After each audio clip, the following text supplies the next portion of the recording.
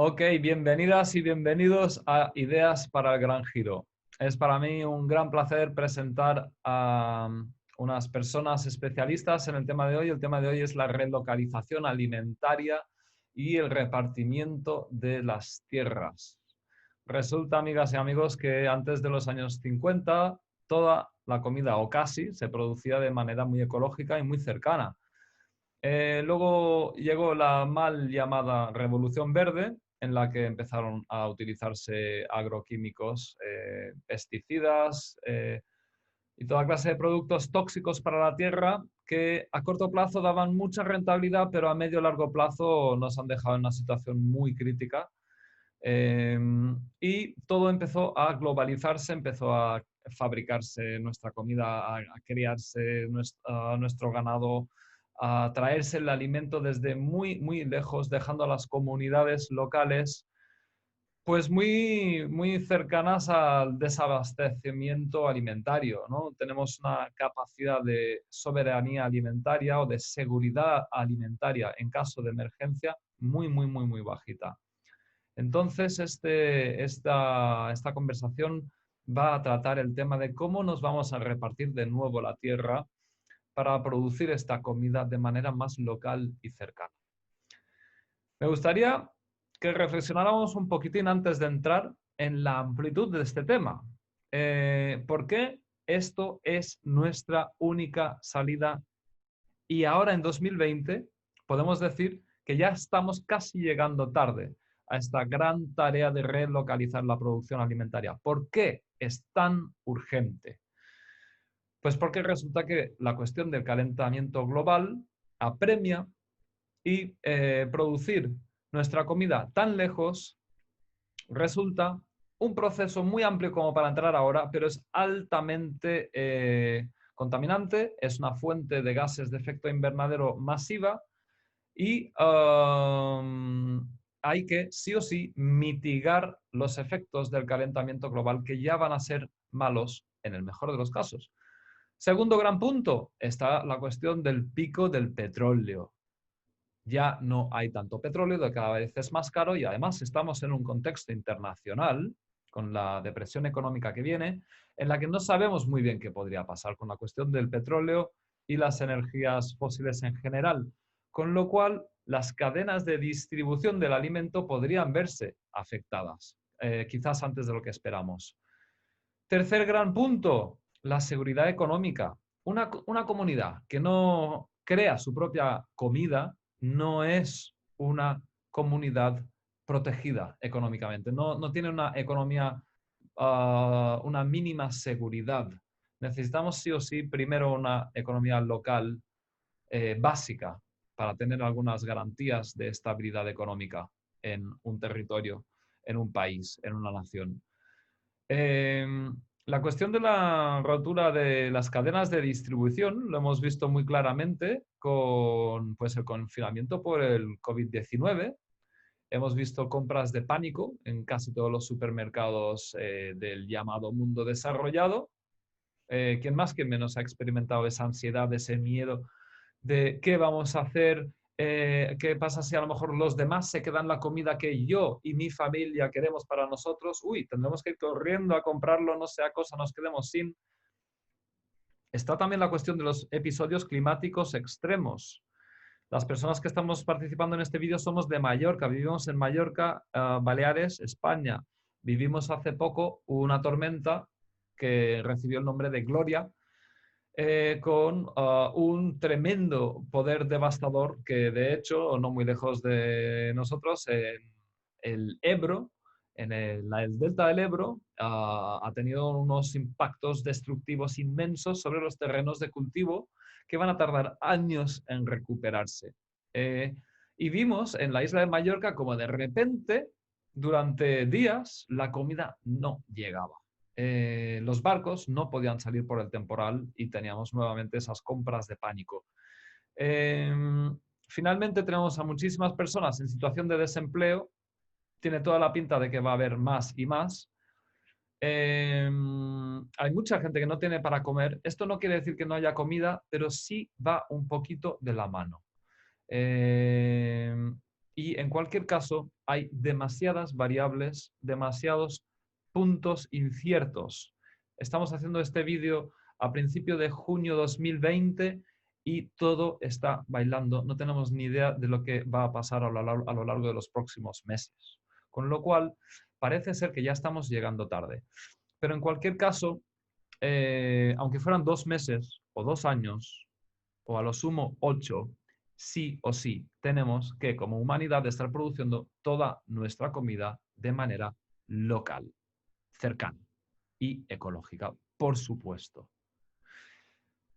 Tenemos un pequeño problema, el business as usual y la política as usual, la política habitual de todos los días de nuestros parlamentos y nuestros partidos oficiales, pues no tienen ni idea de resolver la situación y esta es la verdad. Hay varios problemas económicos para empezar este proceso de relocalizar la producción. Para empezar, hay muchos potenciales trabajadores, pero hay muy poco dinero. Muy poca gente tiene el dinero para comprar tierras ahora. La tierra tiende a estar concentrada, tiende a valer mucho. ¿Por qué? Pues porque hasta hace poco o hasta ayer mismo era fácil especular, pues aunque fuera pues para el alquiler habitacional o para lugares como Mallorca, era muy fácil especular por el tema pues de que la gente pudiera montarse un chalet en ese terreno que tú tenías. Entonces, también finalmente, para dedicarte a la agricultura, lo ibas a tener muy difícil porque a lo mejor si era más rentable traer X verdura de 3.000 kilómetros más allá, si era más barato, si era más competitivo en términos del libre mercado, pues gracias al fantástico, maravilloso libre mercado, ironía entre paréntesis, no podías competir y no te iba a ser rentable producir tú esa verdura. Entonces, también está el problema de que los proveedores, la cadena de distribución de los supermercados se quedan gran parte del pastel y finalmente, para completar este escenario, está el problema de que el trabajar en la tierra está muy asociado en nuestra memoria al trabajo duro, durísimo, porque lo ha sido, y es un trabajo duro, es un trabajo duro. Entonces, tenemos un cóctel de razones por las que parece que a priori no es fácil relocalizar la producción alimentaria. Lo que vamos a estar haciendo en este vídeo es explorar algunas fórmulas. Existen muchas fórmulas para repartirse el terreno y alguien podría preguntarse, oye, hippie, ¿y por qué no simplemente la gente puede comprar o alquilar el terreno y ponerse a cultivarlo? Bueno, pues por lo que acabo de decir, porque hay muchas razones que lo hacen difícil. Es verdad que hay muchas maneras de repartirse la tierra, parte de la compra y el alquiler, y vamos a explorar algunas de esas ahora.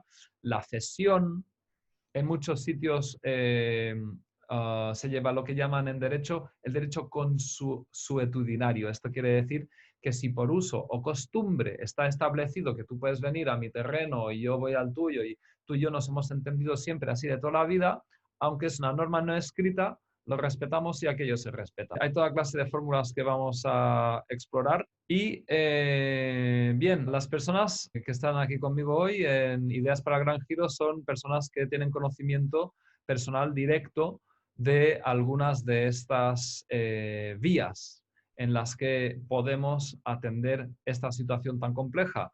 Vamos a empezar por Nina Furgol, que es una amiga mía activista, permacultora, profesora de yoga y terapeuta holística.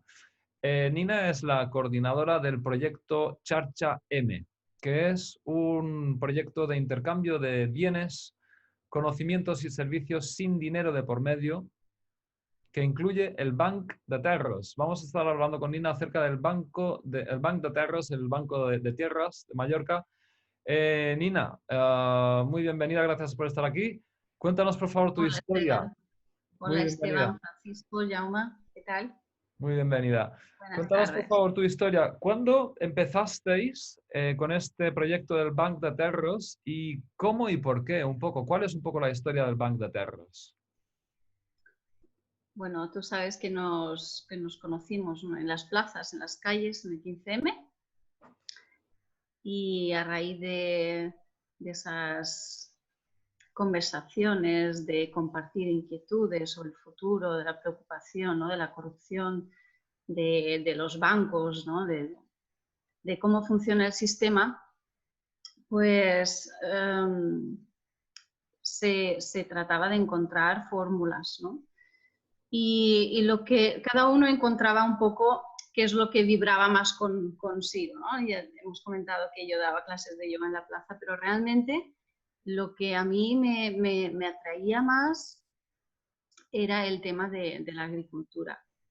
Mi padre fue muy buen payés, muy buen horticultor, lo que hoy en día llamamos permacultor.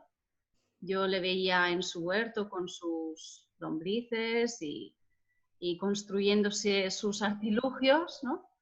Y eso lo tengo grabado en la memoria y me atraía muchísimo, lo de cultivar la comida. Eh, los primeros años tocaba mucha tierra, me subía a un árbol y cogía un fruto, entonces esto de alguna manera, esta experiencia forma parte de ti, ¿no? Y aunque no, en algunas ocasiones tuve ocasión de hacerlo también, cuando no podía lo echaba mucho de menos. Y en esos años, en ese momento, en 2011, pues sí, era un momento así que como que tenía ganas de cultivar y veías, ibas por las carreteras y veías todas esas tierras abandonadas, eh, los árboles que se mueren y tú dices, pero ¿cómo puede ser, no? Con tanta tierra abandonada y personas, muchas como yo, porque también hablábamos de este tema, que teníamos ganas de cultivar y no teníamos espacio donde hacerlo.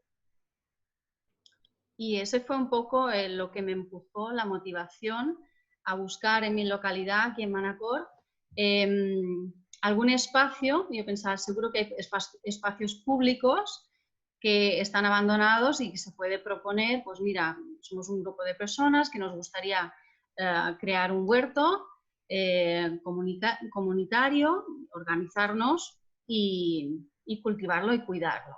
Y eso fue muy bien acogido y bueno, lo del Banc de Terra realmente, como te comenté, fue un poco, surgió, nació espontáneamente, porque fue una cosa que no lo busqué realmente, como te comenté. No había espacios públicos adecuados para hacer esto, o al menos había pocos, y se creó el Banc de Terres, pero a nivel local, digamos. Había propietarios dispuestos a ofrecer sus tierras para hacer huertos comunitarios, pero se inscribieron muchos más de los que realmente eran necesarios en ese momento, incluso de fuera del pueblo. Se salió un poco de lo que eran las expectativas, ¿no? Y la verdad es que hay mucha disponibilidad por parte de los propietarios, gente que se ha vuelto mayor, que han trabajado la tierra toda la vida y que ahora ya no pueden, los hijos o no les interesa o no tienen tiempo para hacerlo y están encantados de cederla a alguien solo para verla cuidada, ¿no? ¿Cómo nació? Bueno, concretamente, cuando ofrecí hacer esto en el ayuntamiento, pues dijeron, bueno, estupendo, vosotros como Charchaim os encargáis de coordinar esos grupos de personas que puedan querer gestionar estos huertos y nosotros proponemos organizar unos cursos de agricultura ecológica básica, ¿no? Y esto se hizo durante como mínimo 3 convocatorias y tuvo muchísimo éxito. Tenía incluso lista de espera, ¿sí? Entonces, cuando estas personas acababan el curso, al final, si no tenían un espacio donde practicar, se ponían en contacto con nosotros para ver si había alguna tierra que se pudiera ofrecer, ¿sí? Nosotros mediábamos entre esas personas y los propietarios que ofrecían tierra. Y esto funcionó muy bien, se crearon algunos proyectos muy bonitos. Y bueno, ya te digo, después la disponibilidad, la generosidad de los propietarios fue tan grande, o las ganas de encontrar a alguien que cuidara sus tierras, que ahora mismo hay 40 fincas que se ofrecen a nivel de Mallorca, ¿sí? Wow. Y 150 personas inscritas. Wow. Pero, como también hemos hablado tú y yo, son más las ganas de los propietarios de ofrecer las fincas que realmente luego la realidad de que esas personas que se inscriben den el paso de realmente contactar con el propietario y trabajar la tierra, porque yo creo que hay un poco una idea distinta a la realidad de lo que realmente es cultivar la tierra, que lleva mucho trabajo. Vale, gracias, Nina. Yo no sé muy bien cómo ni de qué manera, pero yo estoy convencido de que esto va a cambiar bastante rápido. A lo mejor es como mucho un año, pero no creo que tarde mucho más. Interesantísimo lo que comentas, es decir, que una persona activista por su propia ilusión y su vocación de servicio puede impulsar algo que ayuda a que las personas coordinen las tierras que tienen con las ganas de trabajar que tienen otras. Mira, yo te preguntaría acerca del tipo de acuerdos que se establecen entre ambas partes, a ver si hay alguna clase de legalidad, hay alguna cuestión legal que vincule. Has dicho que el Banco de Tierras hacíais de mediación. ¿Hay algo legal más allá que dé tranquilidad legal a las personas que, bueno, tanto a los propietarios que a lo mejor no quieren que un grupo de locos les prendan fuego al campo o que cualquier cosa, ¿no? O que unas personas que se ponen a trabajar la tierra no quieran ser echadas de un lugar cuando llevan 3 años trabajando porque al propietario se le han cruzado los cables. ¿Hay alguna forma de estabilizar y dar tranquilidad a ambas partes?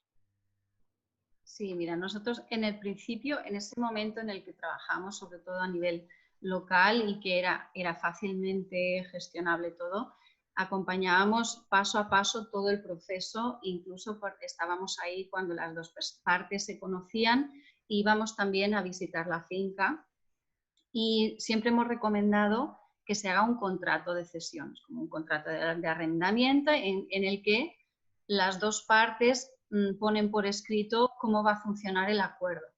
Si el propietario quiere algo a cambio o si no lo quiere, pues por ejemplo, si el agua es de red, pues yo exijo que se me pague el agua, tal. O mira, te cedo la finca, pero a cambio quiero que la cierres, que pongas una zanja o que arregles tal cosa o que se arreglen los árboles una vez al año, lo que sea, ¿no? Que se ponga por escrito todo. Eso no siempre se hace, porque a veces hay acuerdos que son de palabra, como tú antes decías, ¿no? Y aparte, esto no es nada nuevo, en Mallorca se ha hecho por siglos, que a veces dentro de un mismo camino hay varios propietarios que se conocen de toda la vida, es una cuestión de confianza. Pues mira, yo tengo un tractor y tú no, pues yo te paso el tractor por tu finca y tú a cambio, pues que vengan las ovejas a pastar, a comerse la hierba, lo que sea, ¿no? Esto se ha hecho siempre, realmente no es algo nuevo. Simplemente quizás se ha perdido porque por un cambio generacional, porque los jóvenes tampoco no se han dedicado a esto y no han seguido con la tradición que ya seguían sus abuelos o sus padres. Y es una forma también de formalizarlo, de meterlo dentro de lo que es la estructura esta de la tecnología y acercarlo a más gente que no sea solo de ese camino en concreto, de esa localidad en concreto, porque a veces pues, nos desplazamos más, ¿no? Quizá no deberíamos tanto, pero nos desplazamos más.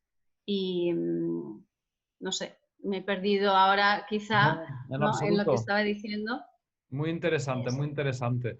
Pues mira, Nina, muchísimas gracias por presentarnos algo que realmente, como tú bien dices, es ancestral y que es extrapolable porque aquí estamos en Mallorca, pero esto se puede hacer en cualquier parte del mundo, ¿no? Y es un poco el propósito de este canal.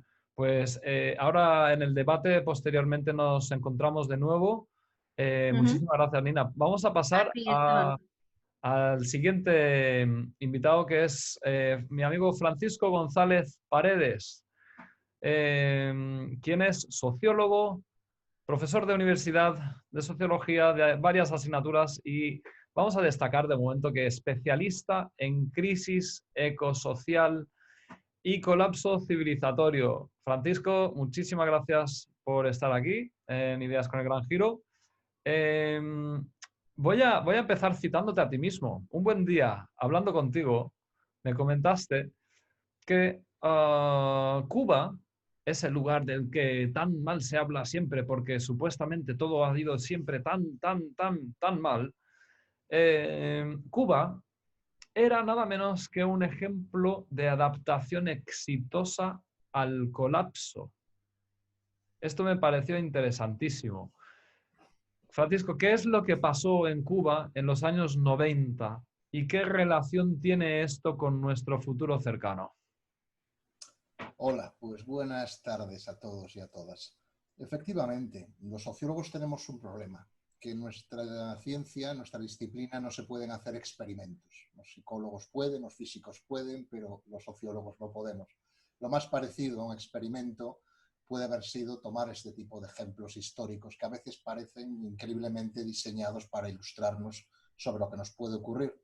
En este caso nos ilustró perfectamente lo que fue la debacle cubana sobre lo que es el anticipo de una sociedad sin petróleo. Es decir, con qué facilidad se puede derrumbar, con qué rapidez una civilización, una forma de vida, en este caso una escala de Estado, que damos por segura y por estable. Como es sabido, en el año 89 cae la Unión Soviética, que era el principal proveedor de petróleo de Cuba, del gobierno cubano y de la sociedad cubana. Con el cambio de régimen en la Unión Soviética se deja de comerciar en condiciones favorables como se hacía con Cuba. Básicamente Cuba exportaba a la Unión Soviética azúcar, también tabaco y café, pero básicamente azúcar, y a cambio recibía, también muy fuertemente subsidiado, grandes cantidades de petróleo que le permitía, entre otras cosas, mantener funcionando esa agricultura. Agricultura que por lo demás, siguiendo el modelo soviético y por aquel entonces mundial, también occidental, también capitalista, se basaba en el crecimiento, en el desarrollismo y, en, como tú decías, en la mal llamada Revolución Verde. Era un modelo, ante todo, productivista y de fuerte orientación estatista. Cuando de repente se encuentran sin petróleo, pues es lo más parecido a este colapso energético que nos espera a la vuelta de la esquina en cuanto empiecen a escasear, si no es que no escasean ya, los llamados combustibles fósiles, muy especialmente el más sensible de ellos, que es el petróleo. Aún nos queda bastante carbón, aún nos queda bastante gas, pero nos va quedando menos petróleo. Bueno, pues Cuba lo vivió de golpe. Vivió de golpe lo que es quedarse sin petróleo y estar al borde de regresar a la edad de piedra. ¿Cómo se solucionó? Bueno, realmente lo primero que hay que decir es que no fue un proceso especialmente planificado, fue bastante espontáneo. A lo primero que afectó, lógicamente, es a la alimentación. Los tractores y muy especialmente, perdón, los fertilizantes. Fertilizantes que se derivan también del petróleo y todo tipo de fitosanitarios químicos en general. Lógicamente, cuando el hambre aprieta, se aguza el ingenio. La solución que se puso en marcha fue reformar totalmente, de forma, como digo, espontánea, el sistema agrícola. En primer lugar, en las ciudades tiene lugar un fuerte movimiento de huertos urbanos y de cultivo doméstico. Huertos urbanos en tanto en cuanto cualquier espacio virgen, en una plaza, en una calle, en un descampado, en la periferia urbana estuviera libre, podía ser ocupado por los vecinos para cultivar libremente lo que quisieran, sin más limitación que lo que fueran capaces ellos mismos de cultivar y cosechar. Incluso se utilizaron balcones, patios, terrazas con macetas para cultivar alimentos y también plantas medicinales. Y en la periferia urbana se instituyeron una gran cantidad de huertos. También en campo abierto, podríamos decir, lo que habían sido grandes plantaciones de monocultivo, en gran medida pasaron a ser repartidas como huertas locales, comunitarias, trabajadas entre varias personas, evidentemente al sistema antiguo, como diríamos hoy, con permacultura. El shock fue muy grande, pero el experimento funcionó bastante mejor de lo que cabría esperar. Por ejemplo, tras un periodo muy duro de ajuste, de adaptación, de tener que reaprender todas esas técnicas, nos encontramos que dio una excelente producción de verduras, hortalizas, frutas, hasta el punto que aún hoy en día estos huertos urbanos están proveyendo de 400 gramos diarios de frutas, verduras y hortalizas para cada cubano de toda Cuba, cuando Naciones Unidas dice con 300 gramos es el mínimo, ¿no? Sí que en cambio no es lo mismo para conseguir legumbres, por ejemplo, ¿no? Para conseguir trigo, evidentemente, es mucho más complicado. Pero en ese sentido sí que no es evidentemente una transición total, pero en su momento lo fue casi total. Aprendemos muchísimas lecciones. Primero, nos enseña que la solución la tenemos ahí mismo, al alcance de la mano. El esfuerzo no fue titánico. Hay que tener en cuenta que, como os decía, el gobierno en principio no lo promocionó especialmente, no fue una idea que surgiera desde el Estado, educados de alguna forma en el paradigma desarrollista, productivista de la cantidad y de la exportación. Fueran países del sistema soviético, eran también ya países de alguna forma globalizados y sometidos al comercio internacional. Por lo tanto, lo que tiene lugar en Cuba es lo que hablabais vosotros ahora hace un minuto, que es la relocalización de la producción. No solo porque se interrumpe el comercio internacional por motivos políticos, sino porque desplazar el alimento, aunque sean 100 o 200 kilómetros, requiere energía, requiere combustible, requiere petróleo. Ok, Francisco, muchísimas gracias. Me parece especialmente interesante, ya que el Estado cubano tiene esta particularidad, vamos a decirlo así. Me parece especialmente interesante comprender de qué manera su tipo de política pudo influir en este repartimiento de tierras, vamos a decir exitoso, porque permitió que la gente no muriera de hambre, que me parece un objetivo la mar de interesante en la situación actual. ¿Cómo marcó una diferencia el hecho de tener este tipo de política comunista / socialista? ¿Cómo intervino la administración exactamente, aparte del laissez-faire, del dejar hacer? Pues efectivamente, esto es un aspecto absolutamente crucial para entender lo que ocurrió en Cuba y que hace que no sea un ejemplo directamente traspasable a nuestros cerrados, férreos sistemas de propiedad privada. La tierra en Cuba se trabajaba básicamente en tres modalidades. La empresa pública estatal, es decir, jornaleros asalariados según una gran empresa normalmente vinculada al azúcar. Luego estaban las cooperativas de trabajadores como forma también de organización y producción, y por último los campesinos independientes, que nunca dejaron de existir, que a su vez también solían coaligarse en una serie de cooperativas de otro tipo, y otro sería una cooperativa como empresa, esto sería más bien una especie de, digamos, sindicato, asociación. Entonces, dada esta triple estructura de empresas públicas, cooperativas y campesinos independientes, aunque asociados, fue mucho más fácil. Sencillamente cada uno pudo hacer en la tierra que estaba ocupando, incluso los trabajadores asalariados que cultivaban azúcar pudieron ahí mismo ponerse sin ningún tipo de restricción por parte del gobierno, más bien todo lo contrario, directamente a cultivar. Evidentemente las cooperativas de alguna forma hasta cierto punto también eran soberanas a la hora de tomar sus propias decisiones, y más los campesinos individuales, que fueron estos últimos, por cierto, los primeros que encendieron un poco, que se dieron cuenta de que había que cambiar, que aún conservaban en gran medida los conocimientos. De todas formas, el Estado cubano, cuando vio que funcionaba, también intervino. en diversas formas. Es decir, hubo también una organización todavía política. Por ejemplo, el intento de criar animales, de hacer ganadería en la ciudad, se demostró muy antihigiénico, muy poco digno, y el Estado pues, lo intentó evitar.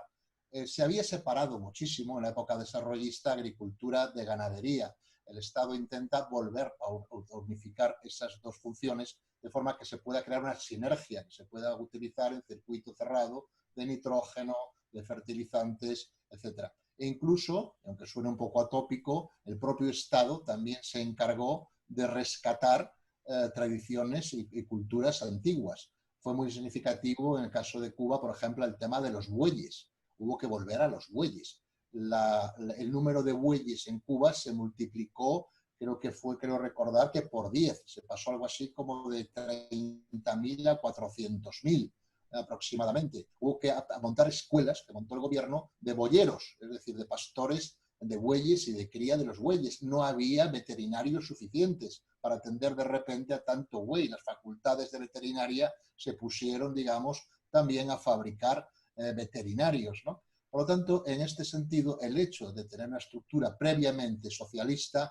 hizo mucho. Es cierto que en un principio era una estructura, digamos, socialista estatalista y que por motivos de fuerza mayor evolucionó a una especie de socialismo-anarquismo o anarcocomunismo.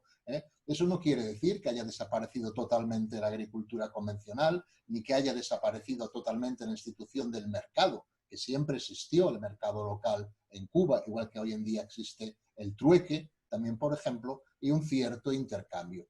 El experimento, si queréis o si quieres me lo preguntas sobre algún tipo más de pregunta al concreto, se paró hasta cierto punto cuando el Estado también consiguió acuerdos con Venezuela y empezaron a importar, aunque menos cantidad, de nuevo petróleo del extranjero. Interesantísimo. Queda claro que hay muchas fórmulas. Debo aprovechar para decir que no vamos a agotar todas las fórmulas que existen en esta triple perspectiva que aportáis. Gracias, Francisco. Vamos a ir con el amigo Jaume. Jaume Gelabert, muy bienvenido. Jaume es activista implicado en movimientos de transformación social, cuestiones de educación ambiental, una persona de barrio, de lucha de barrio, participante del movimiento municipalista de Palma y nada menos que el impulsor de un huerto comunitario en la ciudad de Palma de Mallorca, el Hort Comunitari de Son Españolet. Muchas gracias por estar aquí, Jaume. Me encanta contar con alguien que tiene con las manos en la tierra, literalmente. Y bueno, por lo que entiendo, pues estáis viviendo un proceso de apropiación del espacio, de vincularos con el entorno de vuestro propio barrio de una nueva manera. Y yo cuando he hablado con la gente a pie de calle, preguntando por temas huertos en Mallorca y en Palma, todo el mundo me señala a vosotros y a vosotras. Y concretamente me señalan a ti, con lo cual, bueno, ¿vale? Sobre todo. Pero entonces tenías que estar aquí. ¿Cómo está la cuestión de los huertos urbanos en Mallorca? ¿Y cuál es vuestra historia? Hola Esteban y hola Francisco y Nina, y a todas las que nos estáis escuchando. Gracias por invitarme primero, porque ya estoy aprendiendo un montón y muy agradable está lo que he escuchado hasta ahora. Y bueno, contestándote, bueno, voy a empezar por la historia del huerto de San Españolet, que me parece que es una historia muy clara de poner las ideas y llevarlas a actuar y desarrollarlas, ¿no? Es muy sencillo. Esto es una iniciativa que surge de una conversación. En el barrio había un solar que estaba en desuso y una serie de personas nos preguntábamos si podíamos utilizar este espacio para hacer algo cooperativo, para que fuese útil para el barrio, ¿no? y se hizo. Esto es, creo que es muy relevante y muy importante, ¿no? La idea surge, se desarrolla y rápidamente se hace un manifiesto, que son cuatro rayas y expresando nuestra intención y nuestra idea. Se presenta al ayuntamiento y el ayuntamiento no tiene herramientas para ceder este espacio a las personas que queríamos desarrollarlo, y delante de esta dificultad decidimos actuar y, como has dicho, muy bien, creo que es la palabra muy adecuada, reapropiarnos de este espacio, porque es un espacio público, por tanto, es de todas, y lo que hacemos es simplemente reapropiarnos de este espacio. En principio es un espacio donde tiene que haber muchas actividades, pero elegimos hacer una parcela de huerto porque pensábamos que tenía un mensaje claro y sencillo. Pensamos que si las personas que pasaban cerca de este espacio veían una parcela de huerto, entenderían que tenemos la intención de permanecer allí, tenemos la responsabilidad de cuidar lo que plantamos, y en este caso eran lechugas y tomates, pero también queríamos plantar un espacio donde las personas se pudiesen reunir, cuidar este espacio, promoverlo, y así empezó todo. Empezó con la conversación, con el madurar la idea y llevarla a cabo, que se materializó esta idea en una parcela de huerto. 3 años después, largos, 4 ya, hay casi 30 personas que están en este espacio, principalmente haciendo parcelas de huerto. Pero es verdad que no hemos dejado durante estos años de darle esta dimensión fuera de lo que es cultivar los alimentos, y es intentar hacer actividades colectivas, abrir el espacio a todo el mundo y hacer actividades donde reflexionemos sobre temas como, por ejemplo, la soberanía alimentaria. Esto es un poco el proceso que hubo, ¿eh? Tengo que decir que este proyecto es fruto de 2 proyectos anteriores, que son el Jardí de Picur, que es un espacio que se ocupó y era un espacio privado. Es un espacio que se ocupó en Palma y se convirtió en un jardín. Había huerto y era un espacio donde todas las personas que transitaban por él podían disfrutarlo y también podían participar de la gestión del espacio. También este proyecto está muy influenciado por otro proyecto que se llamaba, que era de una asociación que se llama Naturalment, que tenían un huerto comunitario para autoabastirse de alimentos. Entonces, yo creo que es importante decir esto porque los proyectos que funcionan, que se ponen en marcha, tienen una dimensión que a veces es difícil de captar. Estos 2 proyectos fueron los precursores del proyecto de San Españolet, que es el proyecto que sigue, y estos 2 proyectos ya no existen. Pero bueno, de alguna manera existen porque están en Son Españolet. Y creo que las cosas que vamos haciendo, los proyectos que vamos desarrollando, es difícil saber qué recorrido van a tener y qué repercusión tendrán en el futuro. Y bueno, hasta aquí esto es un poco la crónica de Saur de Son Españolet. También creo que es importante decir que Saur de Son Españolet quería ser un espacio cooperativo, con una dimensión de barrio, y que no solo se cultivasen cosas, quiero decir, verduras, frutas. Ahora mismo hay un fuerte debate en el espacio, un debate que es bueno, que es saludable, sobre qué tiene que ser este espacio. Y lo digo porque creo que es importante que decir que estos espacios no son espacios donde no hay conflicto, no hay debate. Son espacios vivos, por tanto, tiene que haber debate, tiene que haber conflicto, y lo importante es saber manejar gestionar estos debates, ¿no? Y bueno, si queréis luego hablamos de esto, que creo que es un punto súper importante sobre la cultura que tenemos de gestionar los conflictos que tenemos, ¿no?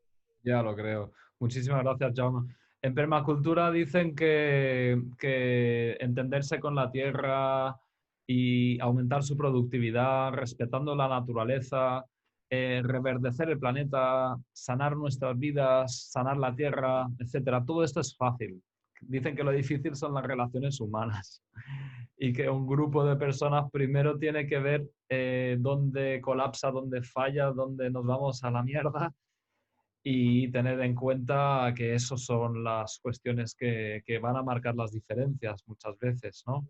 Y bueno, entonces te creo totalmente. Percibo que comentas algunas de las cosas que son, por lo que yo entiendo, son bastante características de los huertos urbanos en general, como pues la función educativa, una función comunitaria, una función de buen ejemplo, una función de empoderar y de querer compartir.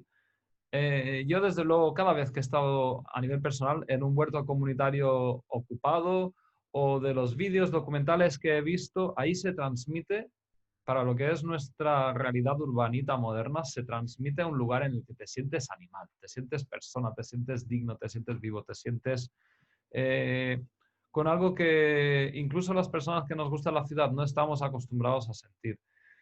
Entonces, yo personalmente pienso que solo por eso es algo absolutamente imprescindible, ya que nos dicen muchas fuentes que tenemos que salir como de la peste de las ciudades, o las grandes ciudades al menos tienen que empezar a ser una cosa del pasado.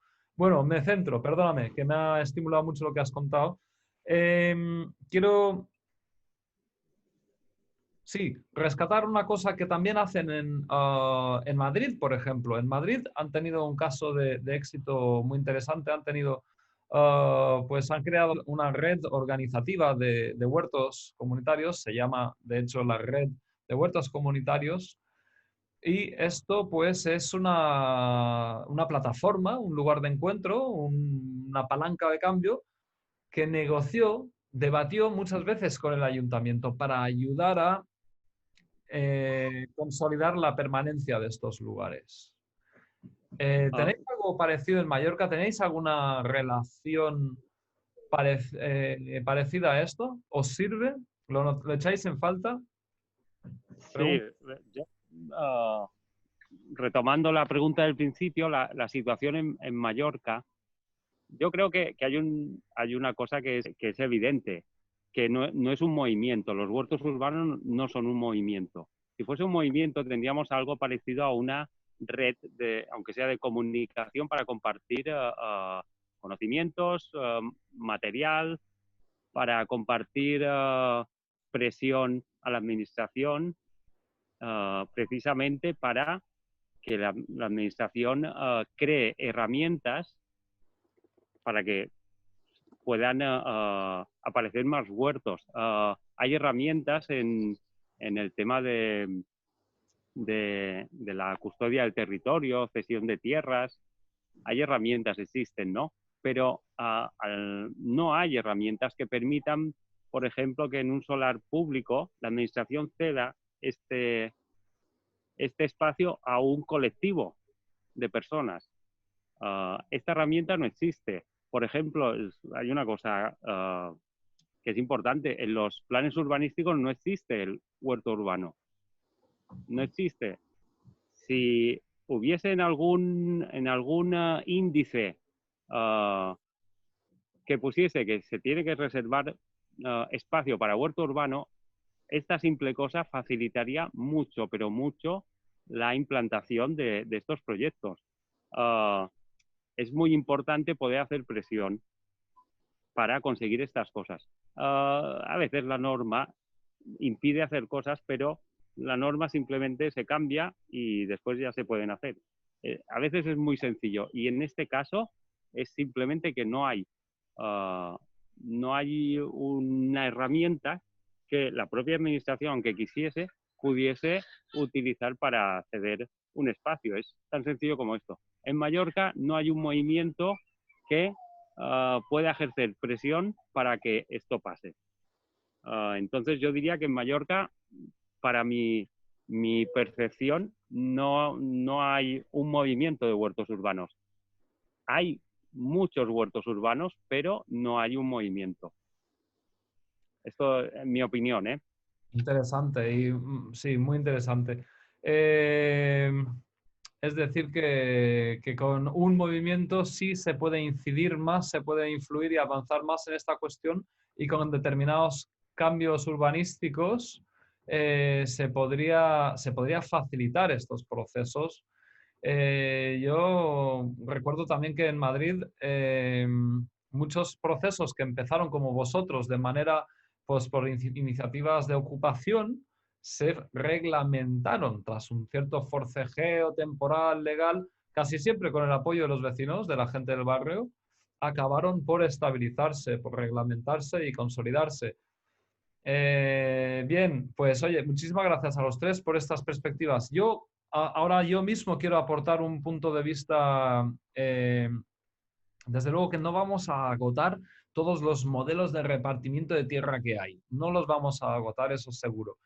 A mí me gustaría simplemente, antes de entrar en debate, ¿vale? Me gustaría, con una pregunta para los tres, unas preguntas para los tres, me gustaría aportar que hay una fórmula que me parece que deberíamos ir pensando ya, que son las fórmulas básicamente de una democracia real, ¿no? La democracia que desde luego no tenemos en esta partitocracia ridícula, patética, de legislaturas de 4 años cortoplacistas en los que los políticos se matan a venderte la moto electoral, no se atreven a hacer nada que quede fuera de la publicidad electoral, aunque fuera necesario, que dependen de lobbies que están más que compradísimos todos sistemáticamente, o prácticamente todos. Me parece que hay que hablar de lo que propone el movimiento Rebelión o Extinción, del cual soy miembro, el movimiento Extinction Rebellion, que se llama en inglés, que en su tercera demanda propone la medida de las asambleas ciudadanas, que no son un invento de este movimiento de ninguna manera. Este movimiento simplemente hace de altavoz a algo que ya está demostrado que existe. En Irlanda, Gran Bretaña, Francia, Polonia, Australia.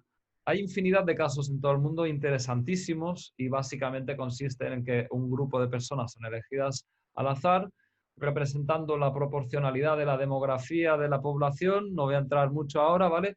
Pero a ese grupo de personas se le expone a los puntos de vista de los científicos, de los expertos, de todos los grupos de interés, y aquí hablaríamos de los barrios, hablaríamos de los propietarios, hablaríamos de los científicos que saben acerca de cuestiones climáticas, ecológicas, teorías del colapso, hablaríamos estarían los negacionistas diciendo, no, no pasa nada, todo va súper bien.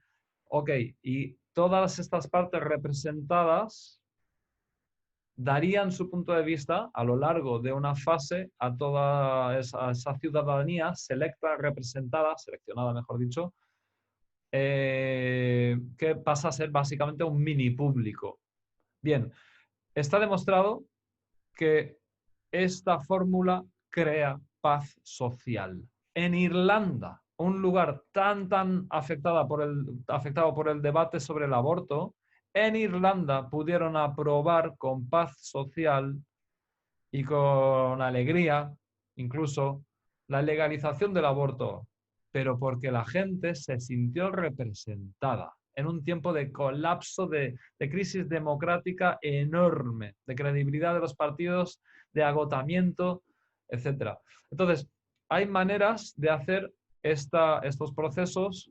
También me gustaría mencionar el movimiento de transición, el Transition Town Movement, que está establecido en muchos lugares del mundo, no se ha desarrollado tanto, pero que, vamos, básicamente lo que pretendo rescatar de estas dos iniciativas es que las diferentes partes de la sociedad se tienen y se pueden poner de acuerdo para hablar de sus necesidades, sus puntos de vista y encontrar fórmulas armónicas, que no son necesariamente las de expropiese, ni son necesariamente las que requieren tantas agallas y valentía como ocupar un terreno, que a ver quién se anima. Oye, enhorabuena a los que sí, muchas veces hay que hacerlo y yo creo que está más allá de la izquierda, la derecha o la ideología. O sea, en una situación como la que estamos es una cuestión de no pasar hambre.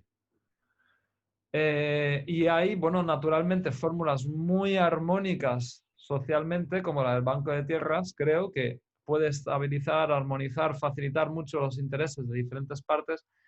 Y yo quiero aportar estas dos, la de la Asamblea Ciudadana, un mecanismo democrático por el que está haciendo mucha campaña el movimiento Extinction Rebellion en todo el mundo. Y bueno, en fin, vamos a pasar un poquito de debate. Entonces, me gustaría mucho saber vuestros puntos de vista acerca de, bueno, este tema es raro a nivel político o es normal a nivel político? Pues unas frases breves que hable quien quiera. ¿Por qué no vemos este tema? ¿Por qué no vemos este tema en los medios, este tema del repartimiento de las tierras, la relocalización de la producción urgente? ¿Por qué no lo estamos viendo si es tan urgente y es evidente que lo es? Quien quiera hablar, que... Bueno, yo tengo una opinión, ¿no? Nina, adelante. Sí. Yo tengo una opinión y creo que bueno, las grandes corporaciones tienen un brazo político, ¿no? Está claro que hay una relación entre, no sé, que se favorece mucho la necesidad y los requerimientos de las empresas a la hora de aplicar las leyes, de gestionar, ¿no? Que al final tal empresa que tiene tantos empleados, pues que, bueno, con la excusa o lo que sea es que es empleo, ¿no? Que hay que dar empleo porque son muchos empleados y tal, pues que se intenta contentar a las empresas normalmente antes que a los ciudadanos, creo yo.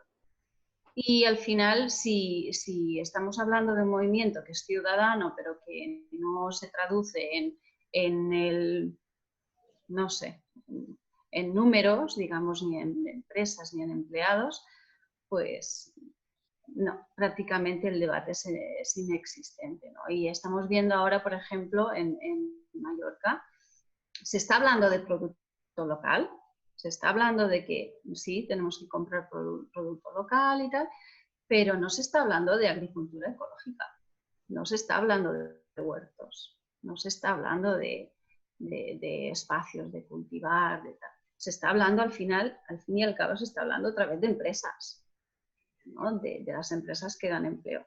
Y es triste y es decepcionante, ¿no? Porque al final parece que los gobiernos están ahí de la mano con los de siempre. Sí, es mi opinión, ¿eh? Gracias. ¿Quién sigue? Os puedo comentar yo si queréis un poco, hombre, a ver, vivimos en una estructura sociopolítica 100% capitalista occidental, donde el valor de los valores supremo y el único que realmente se garantiza es la propiedad privada. Es el valor más protegido. A partir de ahí es casi imposible pensar en un tipo de reparto de tierras hecha desde el propio sistema capitalista. Es prácticamente imposible. Pensemos que la reforma agraria, 5 siglos después de la mal llamada Reconquista, todavía no se ha hecho en España. Que la mayor terrateniente de España es la duquesa de Alba, que es la persona que además recibe más subvenciones de la Unión Europea en España por sus inmensas fincas en Extremadura, en Andalucía o en La Mancha, ¿no?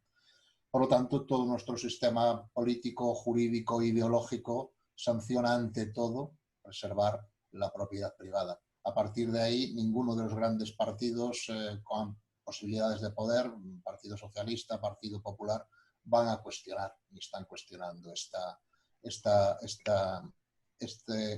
reparto de la tierra. Ahora bien,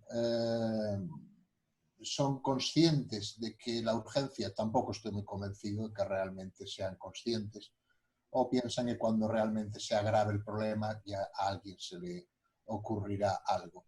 No hay nadie al timón en este sentido, creo. Creo que el BAU funciona un poco como un mecanismo pues, que se hereda, una estructura agraria de hace 500 años, un capitalismo desde hace 200, una revolución industrial, en el caso español, desde hace apenas 100, y mover esas estructuras es enormemente difícil. Y tal vez sí sea el primer paso necesario si queremos hacer una transición pacífica, tranquila, razonada.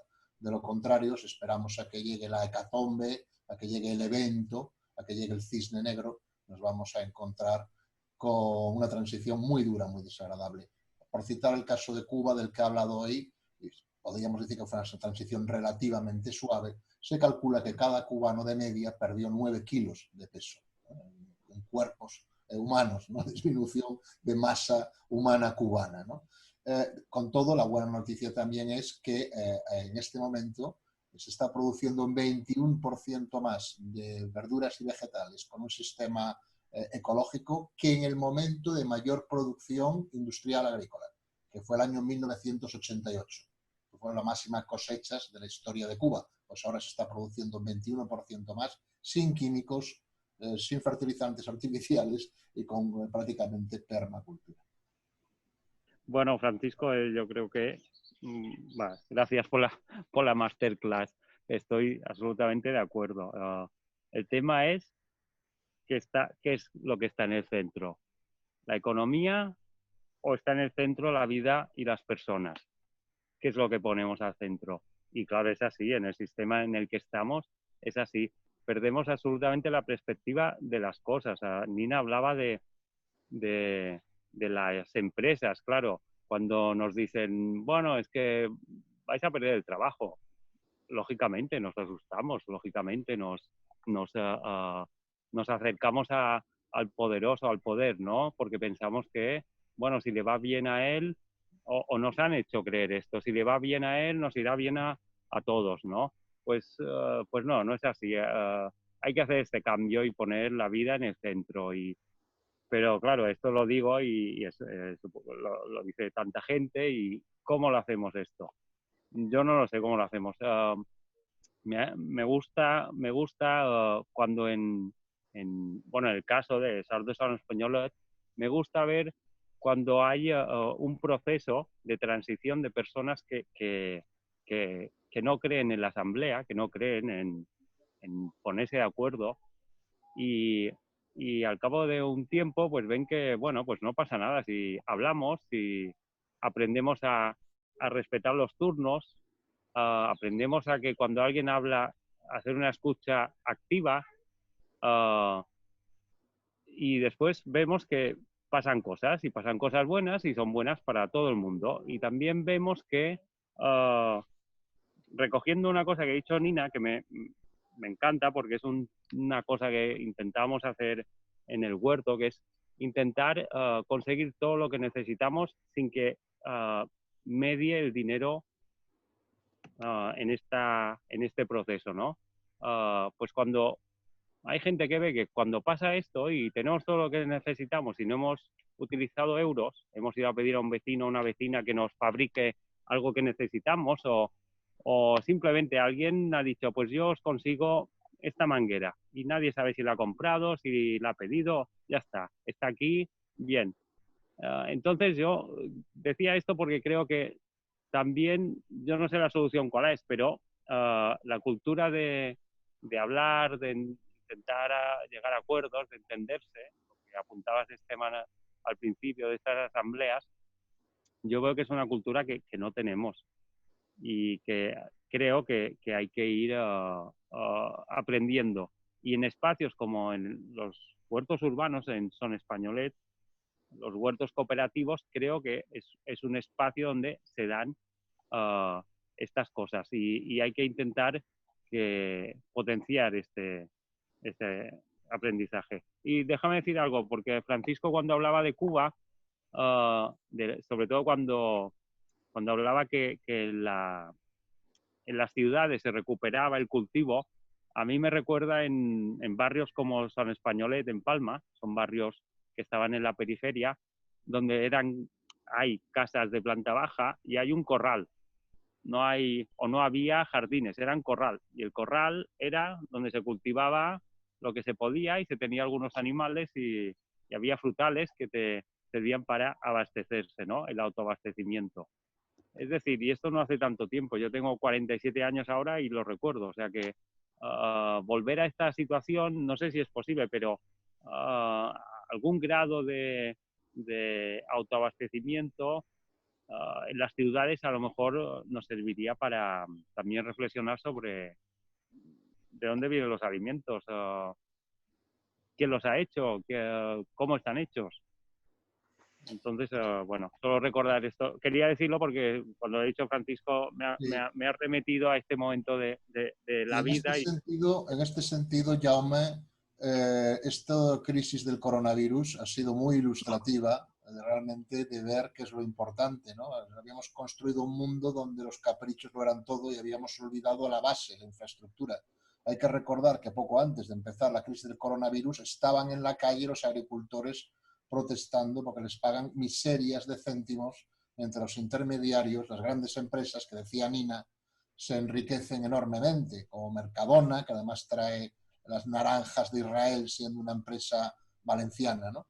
Entonces sí, evidentemente por ahí yo creo que tienen que ir los tiros. Será por las buenas o por las malas, pero recuperar esa vida. Yo recuerdo también la casa de mi abuela, yo tengo 10 años más que tú, en la periferia de Pontevedra, donde había 2 cerdos que se criaban, un pequeño gallinero, se hacía el vino, había patatas y yo mismo recogía las patatas, se apañaba, que decían las patatas, y era totalmente normal, y era una fuente de riqueza, y por cierto, qué rico y de qué calidad era todo aquello, y sin química artificial. Bueno, sulfataban un poco, que decían la viña, pero poco más. Creo que sí, que vamos a volver a ese mundo, que deberíamos volver a ese mundo, o si no acabaremos mal, y que no es un mal mundo, que yo lo recuerdo con cariño, que era bonito, que se pasaba bien, no había tantas teles ni tantos canales de televisión, pero oye, que no te aburrías nada.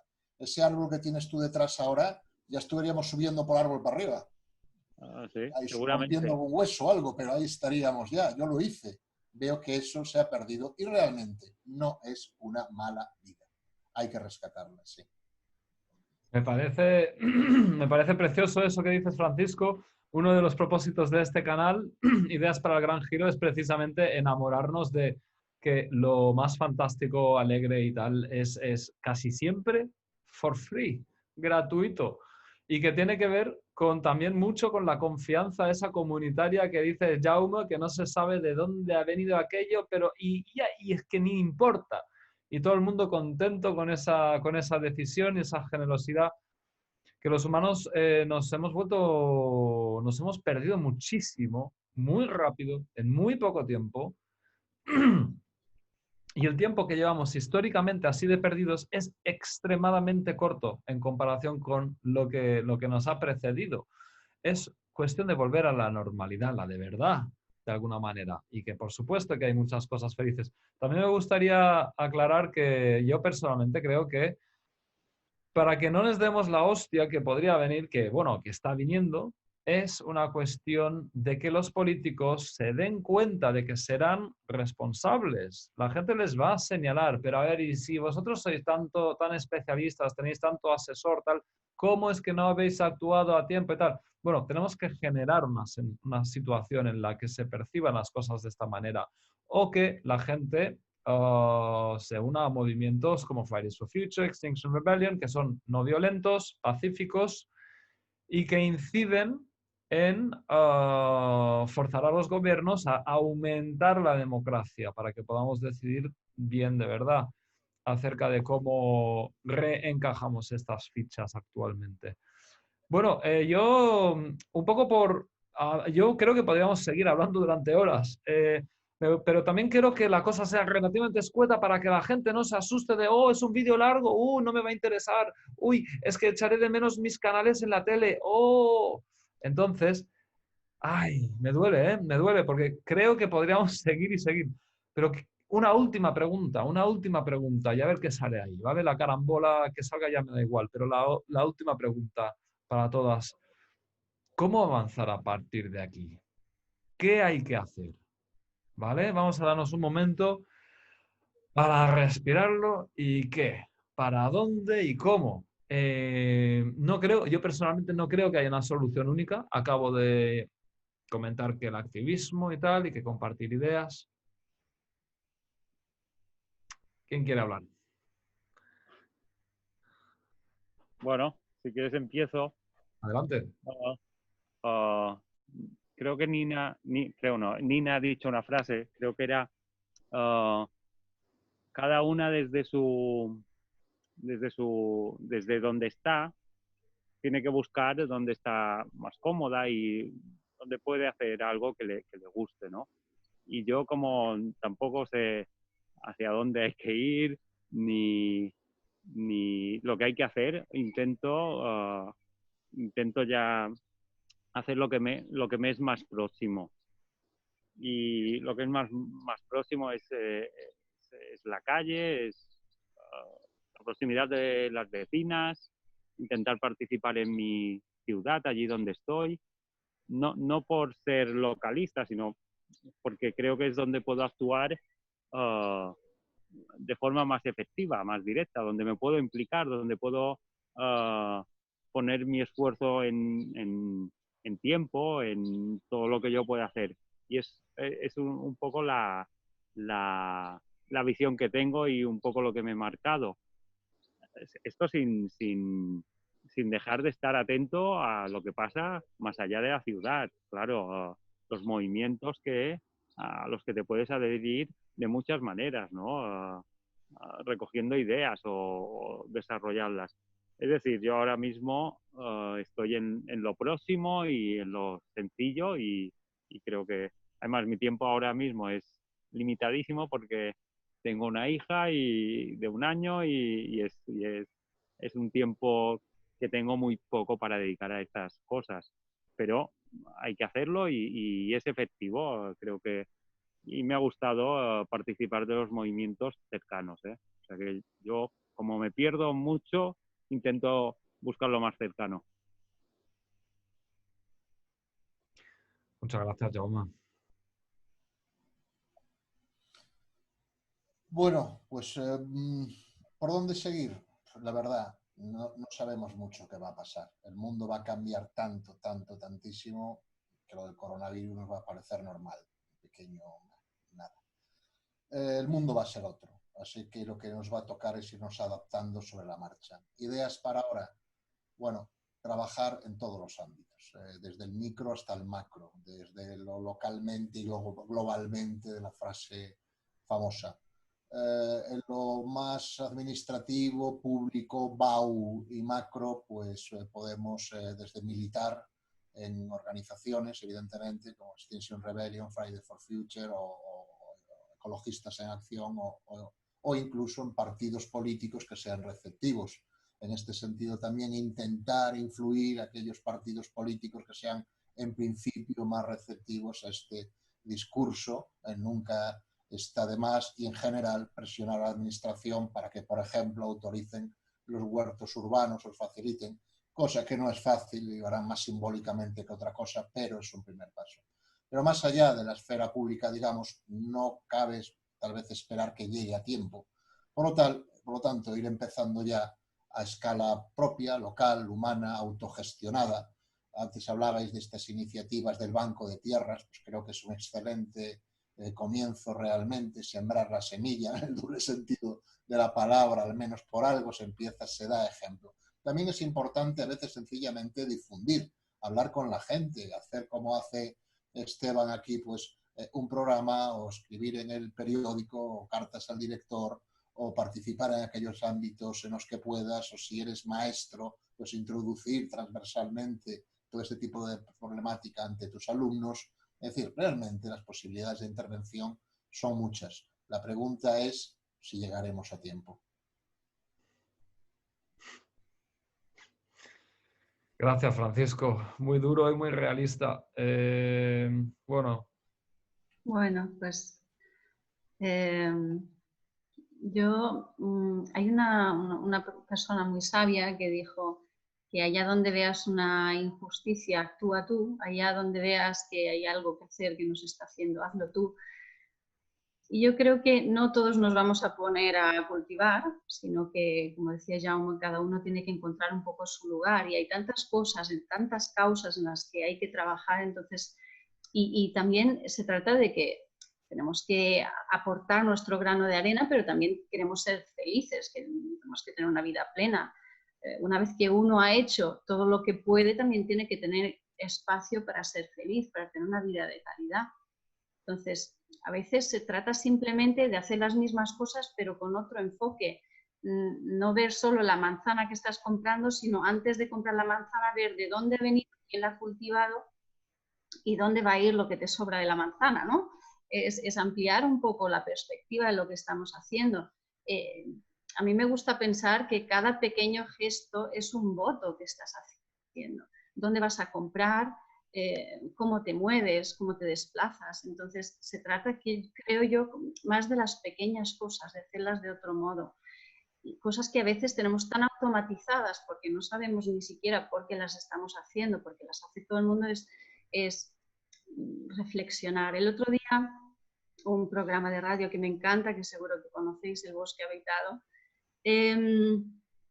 alguien dijo que a las 3 R's habría que sumarle urgentemente una cuarta, que es reflexionar, ¿no? Entonces, que hagamos las cosas, pero que reflexionemos por qué las hacemos y cómo las deberíamos hacer, ¿no? Yo creo que si compramos, consumimos y hacemos las cosas conscientemente, al final las cosas se van a mover hacia su lugar. Si compramos producto local y buscamos siempre que podamos productos ecológicos, vamos a generar que al final más personas se dedican a ello profesionalmente. Es una consecución de acciones, de pequeñas acciones al final que todo se suma, ¿no? Y bueno, con proyectos como los que estamos comentando, pues al final sirven de herramientas para dirigir un poco las cosas, ¿no? Como para ser el pegamento o el semáforo, ¿no? Que dirige para acá, para allá. Y si hay personas que quieran cultivar alimentos y no tengan tierras, pues ahí está, por ejemplo, el proyecto que nosotros proponemos. Y un poco más. Bueno, muchísimas gracias, gente. La verdad es que habéis inundado el canal. Espero que las mentes y corazones de las personas que os hemos estado escuchando positivamente. Tenemos que sí o sí volver a la tierra en el sentido pues, de producir nuestra comida desde casa. Se puede hacer una pequeña parte, un porcentaje o un porcentaje no tan pequeño, incluso si aprendemos a llevar nuestro huerto de balcón o de terraza o de... Terminar cositas, ¿no? También. Terminar cositas, toda clase de cosas se pueden hacer desde casa. Yo estoy aprendiendo desde cero con una torpeza inmensa y disfrutando de cada pasito de aprendizaje como si fuera la creación de un nuevo universo. Y puede ser muy bello, puede ser lindo, requiere agallas, requiere decisión, requiere debate y requiere que creamos nosotras mismas como personas. Y requiere que no creamos en las verdades oficiales que nos venden de que no pasa nada y de que no somos nadie para hacerlo, ni de que las élites se salgan con la suya una vez más. No. Sí que se puede. Es cuestión de ponerse y de disfrutar del camino también. No sé muy bien cómo terminar una sesión tan llena de ideas, pero bueno, me encantaría daros un abrazo a las 3 y bueno, nos volveremos a ver. Espero volverte a ver como espectador o espectadora en este canal y bueno, hay muchas más ideas para el gran giro de camino y bueno, salud, fuerza, amor y acierto. Muchas gracias. Muchas gracias, Esteban, Francisco, Jaume. Abrazos. Igualmente, Esteban, Nina, Jaume, un placer. Un placer. Gracias. Salud. Gràcies. Salut i ecologia. Salut. Salut.